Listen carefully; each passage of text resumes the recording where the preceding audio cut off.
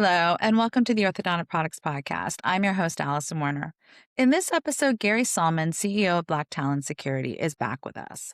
At the recent AAO Annual Session in Orlando, I caught a panel Gary participated in that was focused on cybercrime in orthodontic practices, and we're taking some time today to recap that discussion. We so often talk about how to prevent a cyber attack, but today we are looking at what happens when you actually experience a breach. We discuss the reality of ransomware attacks, including the experience of Dr. Kenneth Webb, an orthodontist whose practice was compromised several years ago. Gary also shares insights from their fellow panelists, FBI agent Timothy Callanan and healthcare attorney Brittany Combre, touching on both the law enforcement and legal realities of a data breach. We also get into why cloud-based systems aren't a foolproof solution and the practical steps you need to take immediately if your network is ever targeted. With cybersecurity attacks now more common than malpractice claims in the orthodontic industry, it's a very relevant topic for the moment. Here's our conversation. Gary, thank you so much for joining me. Yeah, it's my pleasure. Thanks for having me. Yeah, so at the AAO Annual Session, I was able to catch your panel. And for those who didn't attend, why was it important for the four of you to be on that panel to offer your different perspectives?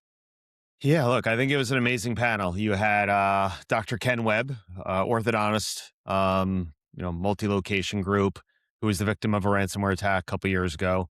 Mm-hmm. You had Supervisory Special Agent Tim Callanan from the FBI's field office in Florida, who specialized in cybersecurity. So you got to see and kind of hear the real world, what's actually happening out there, who's attacking us, why are they attacking us, what's the FBI doing? So you got to hear his perspective. And I thought he was awesome. Yeah. And then we had Brittany Combre, who is an attorney who specializes in data breaches in healthcare. So she's a data privacy counsel. So, she brought a really interesting perspective from a legal compliance, and regulatory perspective that I think most healthcare providers have never even begin to fathom, right? They don't realize how bad it actually can be. It's not just about pressing a button and recovering backups. It's all of the aftermath of the event. Yeah, no, definitely.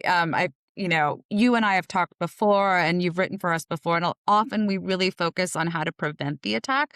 So it was really interesting to hear Dr. Webb's story of his attack. Can you kind of talk about, his story? Because you do know it because you were part of the kind of the recovery. Yeah. So it was a couple years ago. And basically he walked into his office on a Saturday morning and discovered that his computers were not functional. In fact, it turns out that every single computer except for one had a ransom note on it. And the hackers had gained access to all of their locations. Some of the practices were running traditional, what's called on-prem practice management software, right? You have your own server and your own orthodontic software on it. And he had another office that was running cloud that he had recently migrated to, but all the systems were taken down in this ransomware event. So the computers weren't even really functional. And plus they were infected with malware and the hackers had remote access to them. So it was a big problem. And he basically reached out to an IT friend of his who said, hey, reach out to Black Talon Security, because this is a significant event that has to be handled properly. It's not really an IT issue anymore. It's a, compliance and legal issue that has to be dealt with appropriately. So he had actually reached out to us, got in contact with me over on a Saturday, and we started the investigation into his ransomware attack, which when we got in there, we realized, it was bad. He basically didn't have a single machine that wasn't impacted. Like all the files were locked or encrypted. And he couldn't get at any of his existing data. So you're talking practice management software, 2-dimensional images, 3-dimensional images, everything was completely locked by the hackers. And, they were demanding a significant amount of money to provide the decryption codes to unlock all of his data. Yeah. So that's basically what we walked into. Okay. And it's not necessarily that Dr. Webb was targeted specifically because he's an orthodontist. I think it was the FBI agent who was saying that, these hackers aren't looking for orthodontists. It's just you sometimes get caught up because of your location or your IP address. Can you talk a little bit about that? Yeah, so we've investigated hundreds of cases, ransomware and other types of intrusions, Mhm. doing digital forensics and things like that. And you're pretty much spot on. What we find a lot of times is what the hackers will do is they'll scan the internet. They'll scan millions of IP addresses, and your IP address is like your phone number, right? It's a unique internet number associated with the modem at your office, or if you have multiple locations, each office will have a unique IP address. And what happens is the hackers will scan all of these IP addresses and they'll run basically hacking tools against these IP addresses, and they'll just sit back and wait, Mhm. right? So if they want to target, Boston or New York or some rural community in the middle of Kansas, they can often do that by looking at blocks of IP addresses. And they just sit back and wait for their tools to say, hey, I found something. I found an open door at this IP address.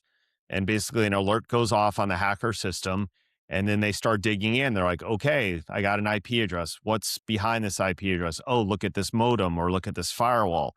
Okay, let me take a tool out of my toolkit and see if I can break into that modem or that firewall. Oh, look at this. They have a version of the firewall software that has a vulnerability. If I run this tool against that vulnerability, that firewall is now going to say to me, oh, come on in. I don't need a username and password, right? Mhm. They've exploited the weakness on that device, and then they typically land inside the network and they start gathering information off the computers. And they're like, oh my God, look at this. We hit a healthcare entity. Look at all these patient records. Look at these, pieces of information that obviously are very valuable to this business. And then typically what they do is they start stealing all the data, right? And no alarm bells are going off. This is almost every single victim that we deal with. The hackers have walked away with some or all of their patient data, including many practices that were 100% cloud based. And, you and I can kind of talk Yeah. about that. Yeah. And no alarm bells went off. The IT company was never notified that, hey, a hacker's stealing all of the data. And Mhm. then after they steal the data, sometimes they just drop the ransom note and say, hey, I stole all your data. Contact me on the dark web here. I want, $3 million. Or you may walk into what Dr. Webb had, which is all the computers encrypted and your computers just don't work anymore. Yeah. Yeah. So yes, you are absolutely right. Sometimes we see practices that are in the vicinity of military installations, defense contractors, government agencies, things like that. And the hackers know that, hey, IP addresses in this area of Maryland or Virginia or New York, right? Or, Yeah. Rhode Island, where there's a lot of defense contractors, like we're Right. going to scan those. Maybe we'll hit a government agency or a contractor, and boom, you just happen to be an Mhm. orthodontic practice, stuck in the middle. Yeah. So I truly believe, based on our analysis, that often happens. But sure, there are targeted attacks. We've seen it in most of the healthcare spaces where hackers will get mailing lists of, groups of orthodontists or oral surgeons, and, send out phishing emails, trying to target some of those individuals. Mhm. Or the attack starts at a GP's office through their email system and then propagates to, all the other dentists in the area that they um, communicate with, right? Yeah. And that malicious code is delivered from, one email account to another. So sure. Yeah, look, I mean, there's lots of ways that this stuff happens, but I believe for most ortho practices, it's a random, Mm. unfortunate, event. Yeah. Yeah. Okay. So back to what do you do after you walk in and see that message like Dr. Webb's associate did, and then he came in and saw it himself. What do you let's start with he made a phone call. And the reason he knew who at least had an idea who to call is because he had served on a task force with someone who he knew was kind of in this field and who was able to lead him to you. But for someone who doesn't have that background, let's start with who do you call, but then also physically, what do you do? Because there was something that you said you advised Dr. Webb to do, and that was to get off the internet. Yeah, look, the first thing you really want to do, if you really suspect that your network is under attack, and look, a lot of times it's very obvious. There's a ransom note on the screen and it says you've been hacked by, Killing Ransomware, for instance. That's just one hacking group. Hmm. Okay, there's a bad situation going on in your practice. So what I always advise is the first thing you do is don't turn your computers off, because if you turn them off, you can actually lose some evidence, like digital Mhm. forensics type evidence, Mhm. the best course of action is to pull the internet connection. So unplug your modem or power off the modem or power off your firewall. Then what you want to do is from a couple computers, open up your browser and try and go to a website like Google or CNN.com or FoxNews.com and kind of see if you can connect to the internet. And it says, you get an error message that you can't connect. Okay, you're off the internet. Like that's a good indication. If you have multiple locations and those offices are connected together through like a VPN over the internet, Mm. there's a high likelihood that the threat actors may have gained access to your other locations as well. And I would also recommend that you may want to do that. That's like emergency. The other thing you can do is you can also contact your IT company and say, can you block all internet traffic coming in and out of my firewall? So instead of actually like physically unplugging it, they're shutting off all of the internet connections at the firewall. And usually they can still gain access to the firewall and manage it. So that's kind of option two. But a lot of times these attacks happen over the weekend and you can't get Right. a hold of your IT company. Yeah. So pulling the plug is definitely step one. Step two would definitely be to reach out to your IT company and let them know, hey, assuming they're available and it's during normal hours, hey, we have an Yeah. event here. This is what's going on.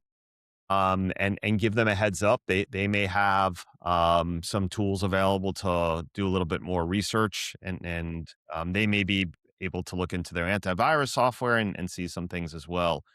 Um, and then the next thing I always say to do is call like a tactical timeout or tactical pause. Like understand that this is kind of ground zero and the actions you take or don't take from this point forward can often dictate whether you have a significant event or a catastrophic event.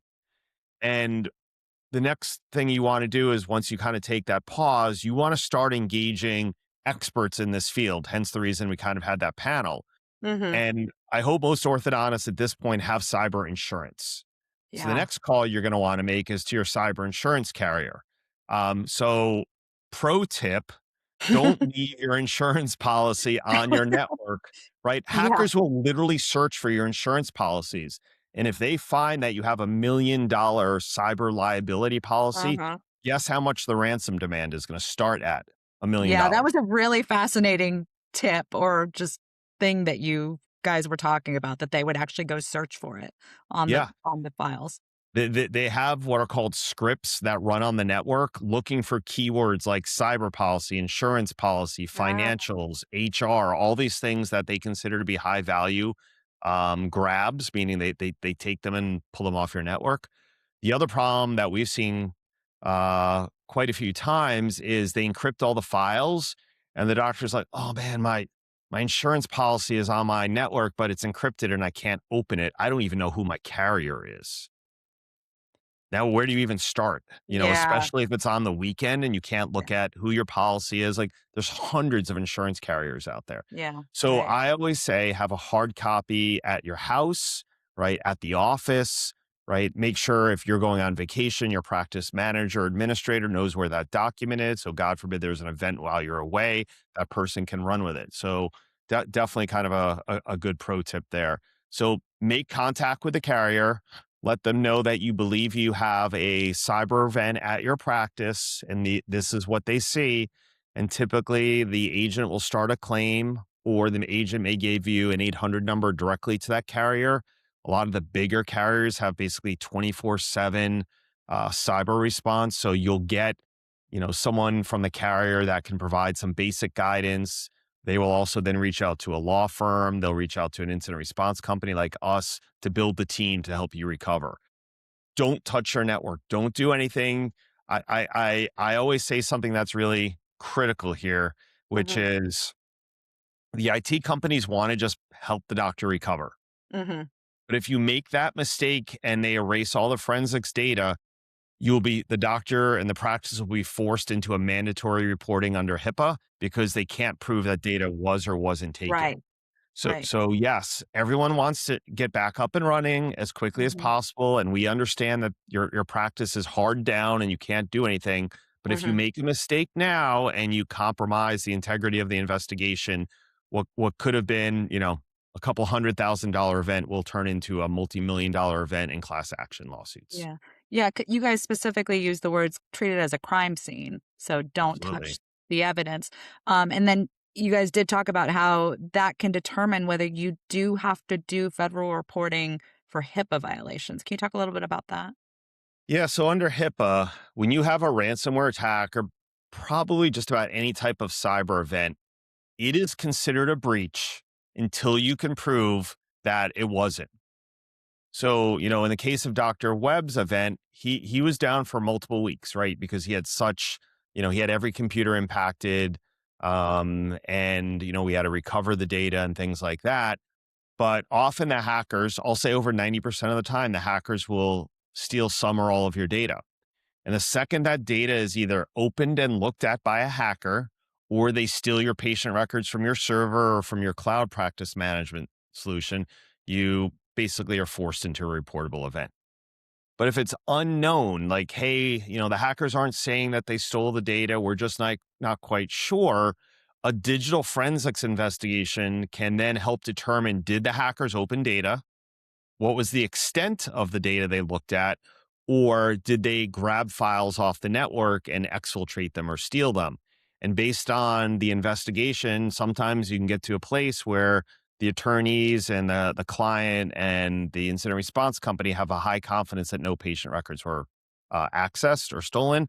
And other times, like, look, guys, we found a file that the hackers created that has your entire practice management software in it, and all of your patient records are there, and they took it. Like, you have no choice. You're forced into a mandatory reporting.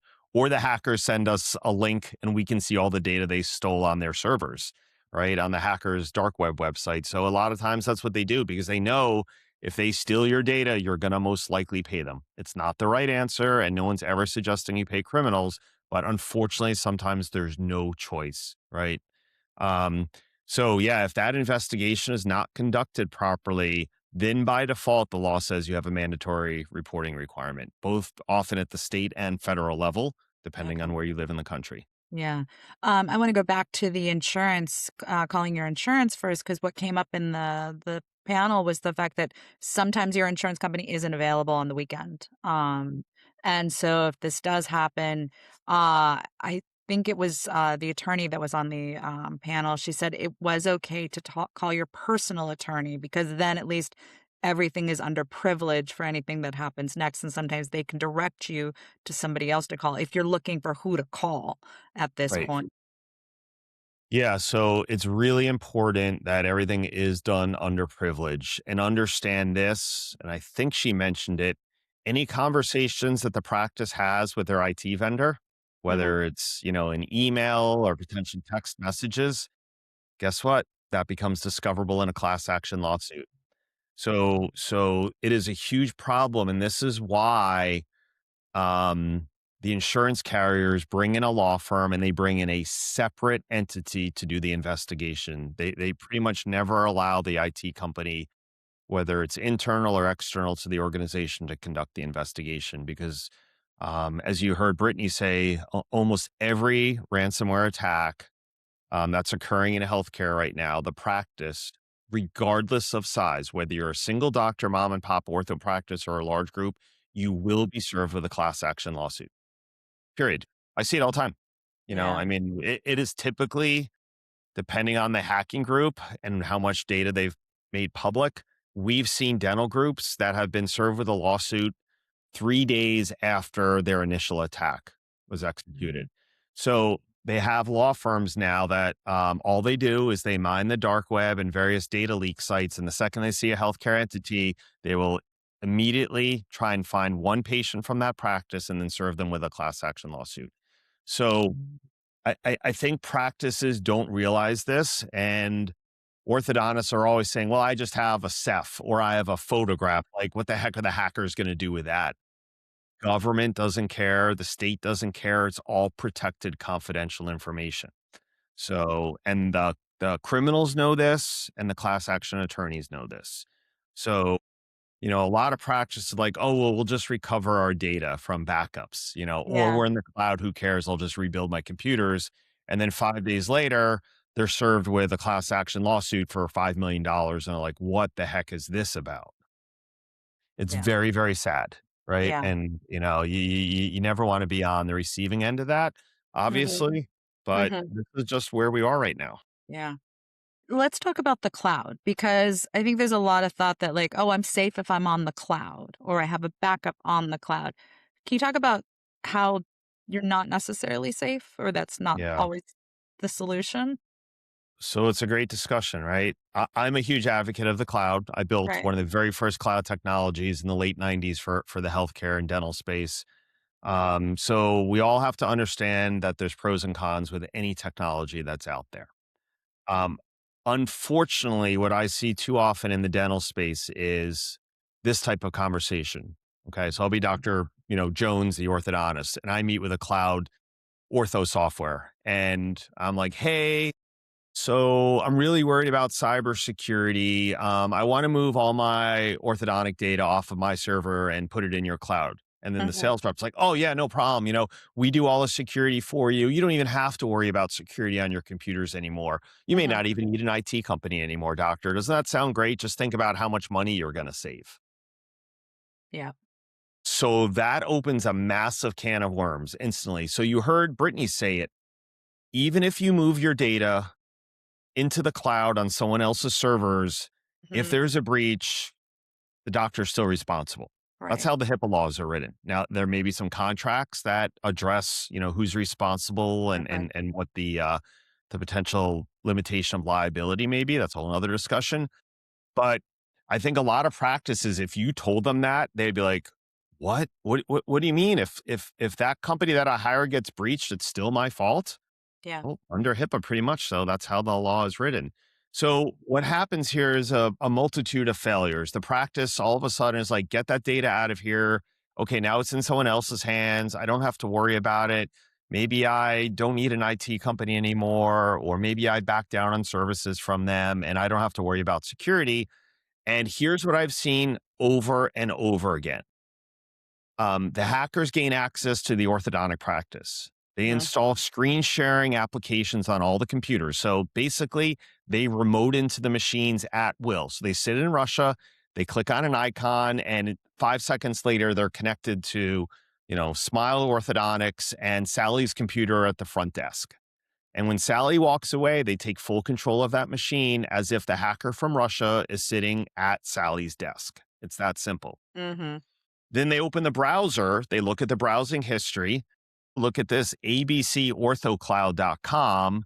They click on that link as the hacker. Hmm. ABC Ortho Cloud opens up. Maybe Sally just walked away from her computer a few minutes ago, and conceptually, the software allows her to automatically log in, Right. or she's using the password manager in the browser, and the browser inserts the username and password. And now, as the hacker, they've gained access to your cloud software. Odds are they're probably not too familiar with it, but it's not too hard to figure out menu systems and patient exports and data exports.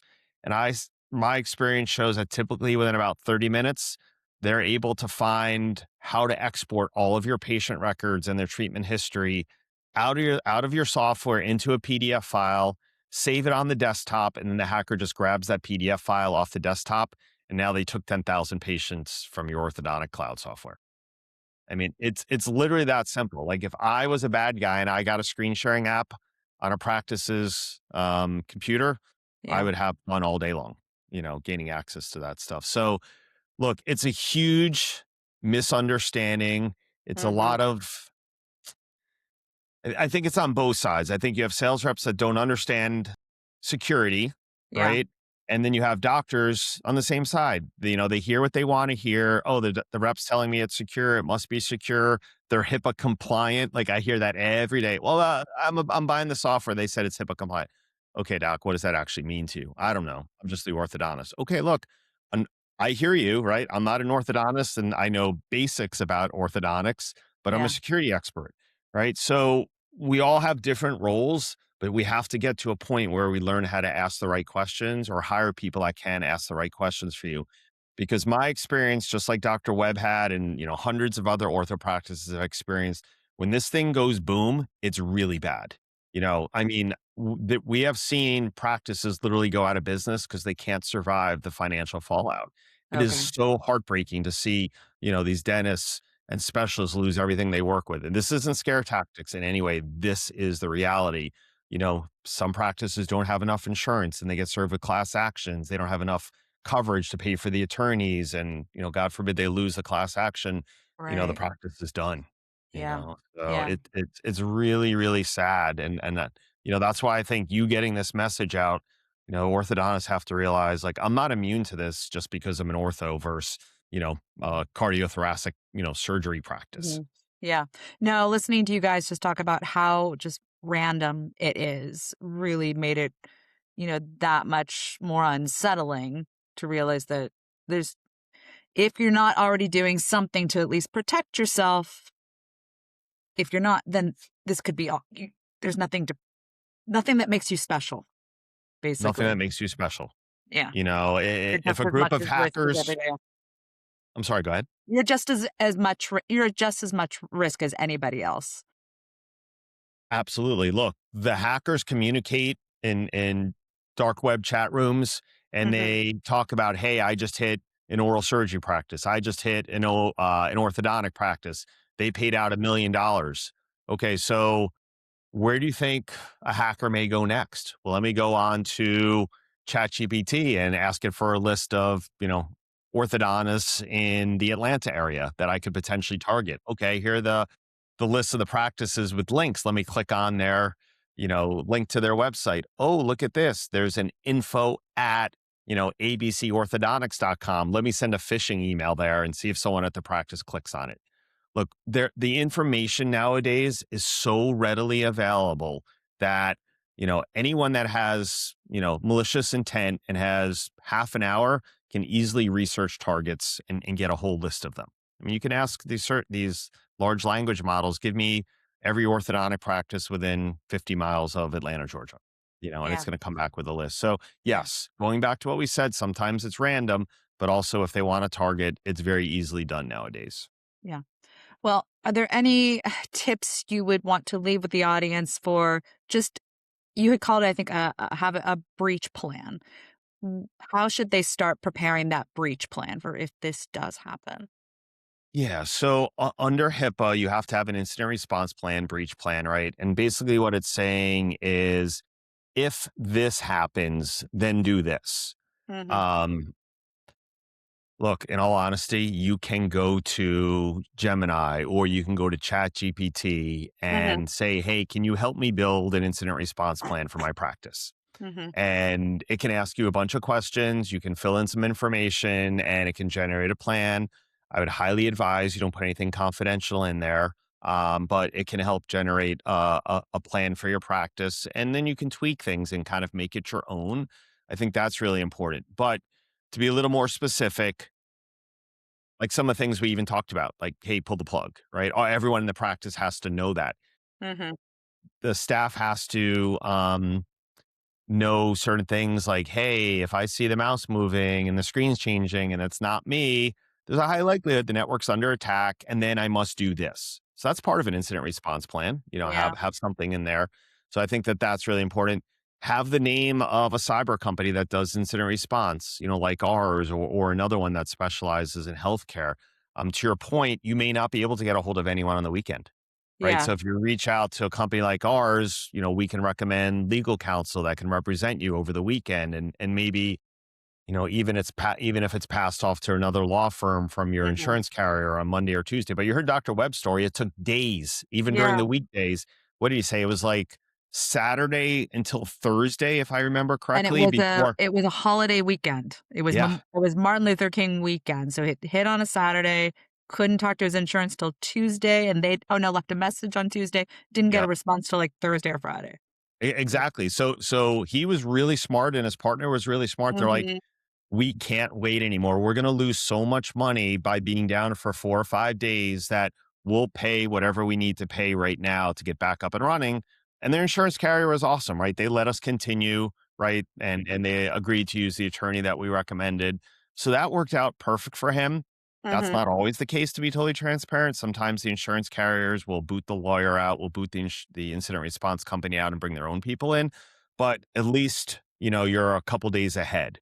and we explain that to all victims, hey, this is a possibility. You have to just make a business decision. Are we going to jump on this right now and work all day Saturday and Sunday, to try and get 48 hours ahead of this thing?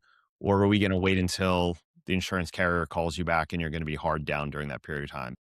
Well, look, some practice are like, well, I just want my carrier to get involved first. And others like, no, we're too busy to be down an extra 2 days. So I think that's really important. Look, and I think the biggest advice that I can give anyone is not only having the incident response plan, but understand that regardless of how good you feel your IT resources are, they are not specialists in cybersecurity, right? And I think the mindset for most healthcare providers, I see this in dental and we do a ton in medical also, is, Mhm. well, my IT guys are awesome. They really do a good job of keep my network up and running and fixing broken things. So if they're good at that, they have to understand cybersecurity as well. That's Yeah. not the case, right? Right. It's a very different specialized discipline. And I think the best example I have, especially, in the healthcare spaces, and I said this on stage, so I'll say it again, Mhm. is a cardiologist the same thing as a cardiothoracic surgeon? No, they're not. They do very different things, but they're both in healthcare and they both treat the heart. Yeah. One's going to crack your chest and one's going to detect, a problem with your valve. Right. So, I see the same thing in the healthcare space. And the interesting part is that every single ransomware attack we've done, and as I alluded to, we've done hundreds of these cyber events. Mhm. Everyone's had an IT company. Yeah. Everyone's had, for the most part, what they deem to be a good IT company. That's just not what they do. And most of them don't support, the network 24/7. These things go boom after hours and over the weekend, right? Because the hackers know that most businesses, especially in healthcare, dental, you're not doing orthodontics at 3 a.m. in the morning. There's no one Right. there that's going to be looking at computers, seeing that they're under attack. And then the other thing, if you want to do a gut check, of yourself and your practice, I ask a very simple question of everyone I lecture to, which is, Doctor, have you ever sat down with your IT company and the IT company pushed a piece of paper in front of you and said, hey, Dr. Mary, these are all the security holes in the network that we built and secure for you? And the tens of thousands of people that I've lectured to over the years, I've only got a couple of hand raises where I've asked people like, hey, raise your hand if this is the case. And if you're an orthodontist and your IT company has never showed you where you have all of your security vulnerabilities, then by default, they don't have the visibility into the security of your network and where you have holes. But most importantly, you're responsible for knowing that, right? I've had ransomware attacks where the IT vendor literally said to us, well, I know Dr. Smith, he's super cheap. He would never buy a new firewall. And then you tell Dr. Smith that, and he's like, what the heck did he say? Are you kidding me? You think I wouldn't have spent $500 on a new firewall to prevent an event like this? So you have, these IT resources that are making these business decisions for doctors, and it never ends well. Yeah. If the doctor's like, you know what, I don't want to buy a new firewall. I have insurance. I don't care. Okay. You Yeah. knew and you made a business Yeah. decision. You either were on the right side or the wrong side of that decision.